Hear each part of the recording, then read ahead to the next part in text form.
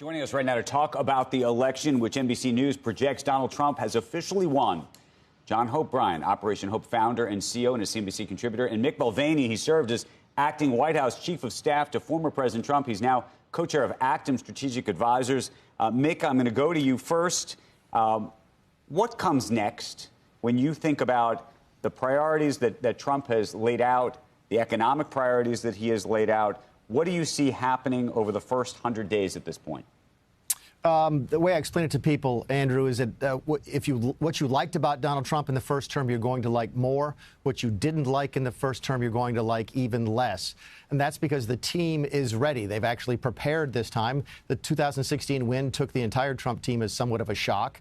And they didn't have, for example, teams in place, executive orders written, et cetera. They're not making that mistake again. So they're going to hit the ground running, whereas there was a very steep learning curve 4 years ago. I think David Rubenstein was right. The first legislative priority is going to be taxes because Trump has to have Congress to do that, but at the same time be working on the border and on regulatory policy because he can do that through the executive branch. Mick, there's no Russia thing hoax going on either. That was 2 years of getting bogged down in, I don't know what you'd call it. Will there be something? I'm ready for something else. I don't discount the possibility that immediately the opposition, the loyal opposition might try to find something. Don't you think?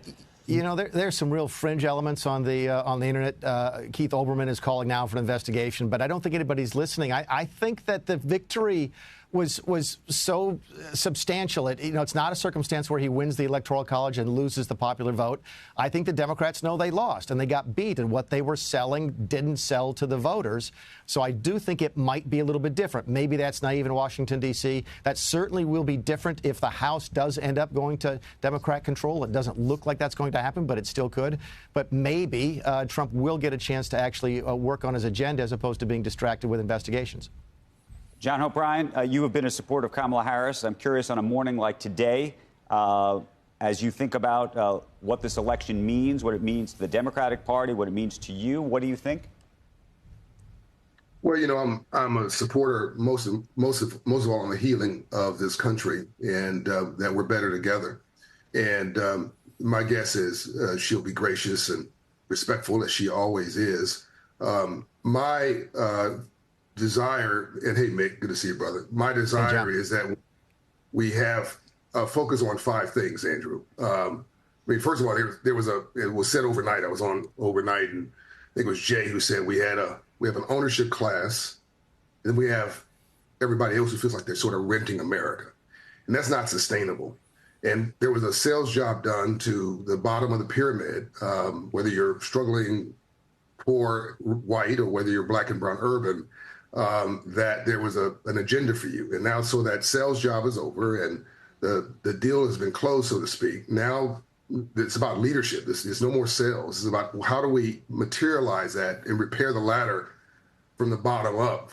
How do we help somebody in Erie, Pennsylvania? How do you help somebody venting their frustrations is not going to pay somebody's mortgage or put them through school or start a business. And so we got to repair that ladder. And so these 5 things: economic growth, everybody agrees on that. 2, healing. That's probably something that's unique to me in adding on this list on your program. 3, strengthening the middle class, because 70% of this economy, Andrew, is consumer spending, 70%. And I think that if you look at the swing states, we did a Hope credit score index. All those swing states basically look the same. When you look at their credit score, the life expectancy, they are stuck in the middle.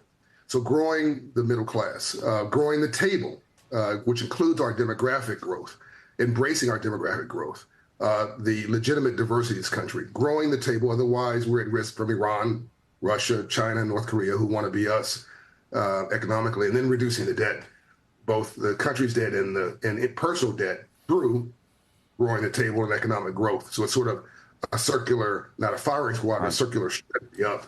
I think that we've got to get the small businesses re-energized, and the consumer, the individual, has got to see the ladder rebuilt. The color is green, Andrew, what I'm really saying. It's not black or white or red or blue, as I keep saying in your program. Right.